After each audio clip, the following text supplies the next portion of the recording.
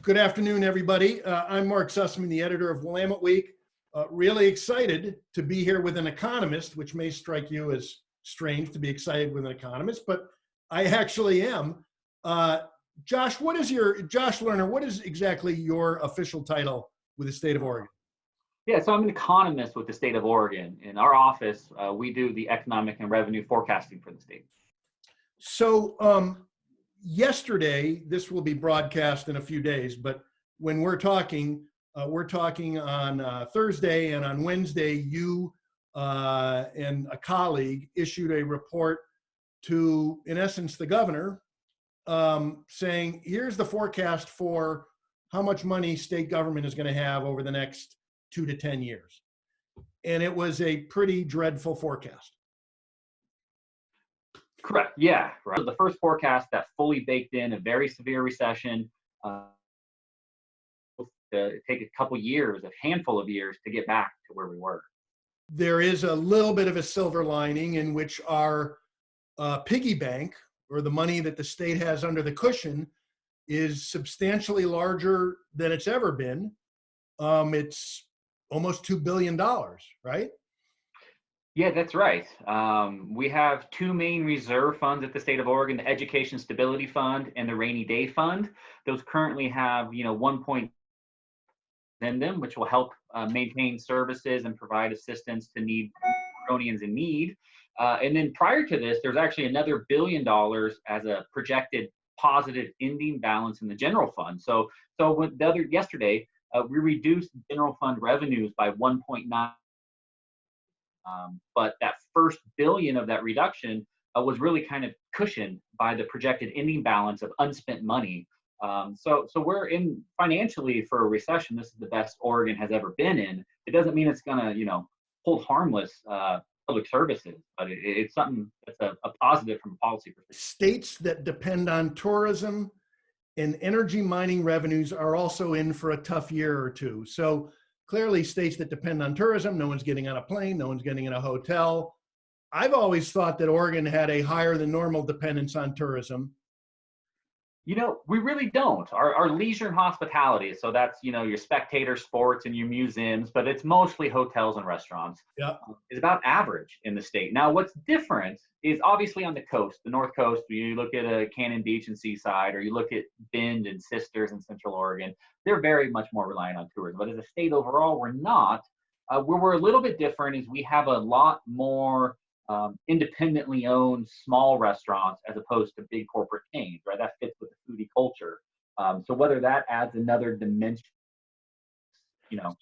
closure risk.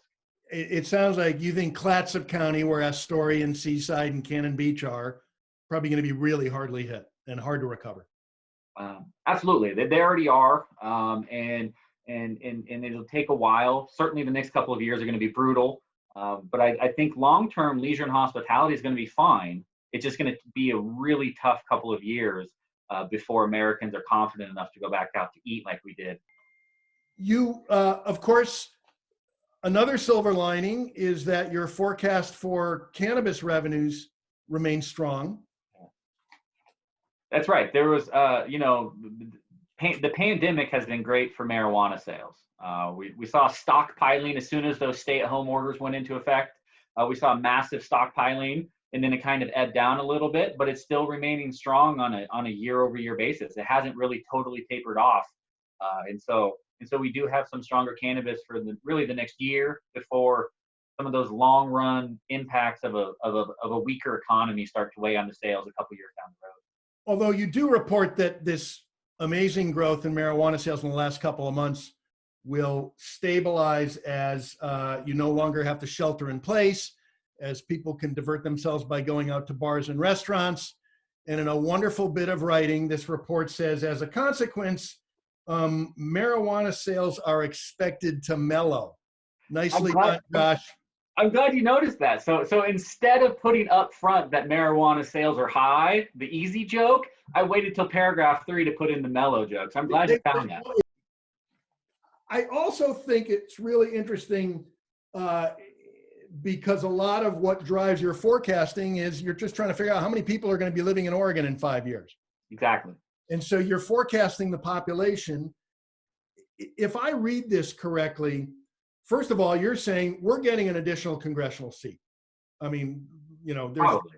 yeah, I mean, obviously we got to wait for the census, but there has been sort of a lot of talk that we're going to get another seat. You're confirming, at least from your point of view, we are. You project growth. As I understand it, you're projecting 34,000 fewer people will be living in Oregon 10 years from today than you forecasted 4 months ago.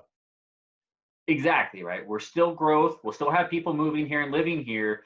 It's just the recession is going to take a chunk out of that because, and so we'll see very low migration this year and next. But we'll still grow. We're not going to shrink, but it's slower growth than previous due to the recession.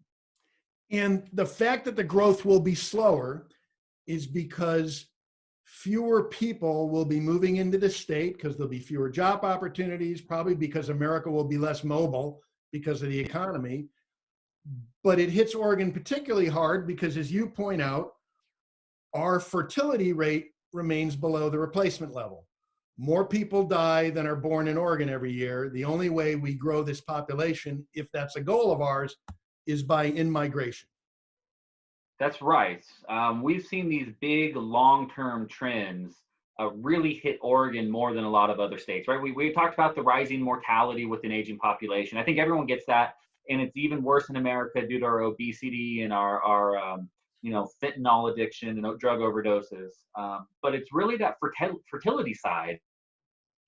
Last number I saw or I have is Oregon. We're basically half a child per woman, per female of childbearing years, below replacement rates. We're about 1.6, 1.7 total fertility rate, whereas 2.1 is what you need to keep a stable population. So we're reliant on that in-migration to grow our economy, and that's really been what has been a huge advantage for Oregon centuries at this point.